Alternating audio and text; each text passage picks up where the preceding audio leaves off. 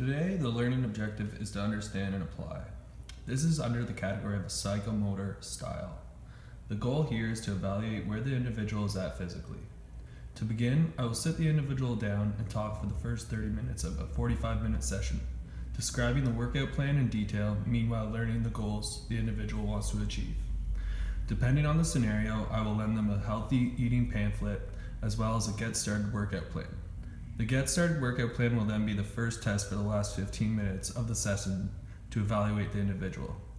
It will consist of me performing a couple of reps of each exercise to help the individual understand proper form, meanwhile giving informative tips. Then I'll have the individual perform the 4 novice-based exercises. This gives me further information at where the individual is and how much they want it. After the evaluation process, we will be setting goals for the individual. In 14 days, we will reevaluate and perform the same 4 novice-based workouts to see if any progress has been achieved.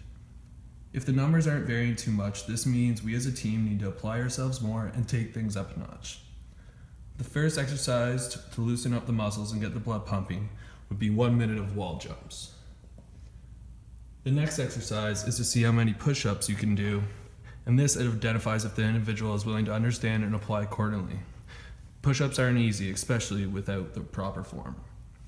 Now that we have the muscles pumping and the blood flowing, we move to the hardest exercise in the pull-ups. With these, test the individual's stamina and momentum.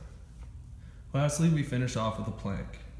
This tests the core and stamina, especially after the 3 workouts beforehand.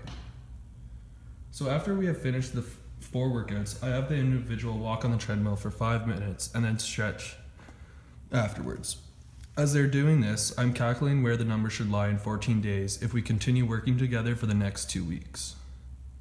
For example, if the wall jumps they got in a minute were 40, the goal here would be to get 60 wall jumps, which would mean they would do 1 per second.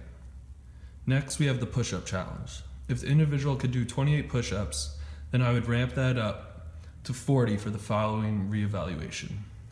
For the pull-ups, if the individual got 3, I would push the individual to double that and get 6 in 2 weeks. Lastly, if the individual planked for 35 seconds, I would push that individual for a full minute the following 14 days. This demonstration is one that I use for most of my first-time clients. It helps them understand what we are trying to achieve and has them apply themselves at a low volume rate. Over the next couple of sessions, things will transpire and things will get tougher. It's not all supposed to be fun, but it's a matter of pushing the individual to the limits they haven't reached before.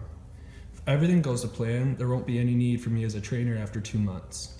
The client can grasp the concepts, exercises, and information and apply those to their daily life. Progress will be made and the results will be gratifying. Thanks.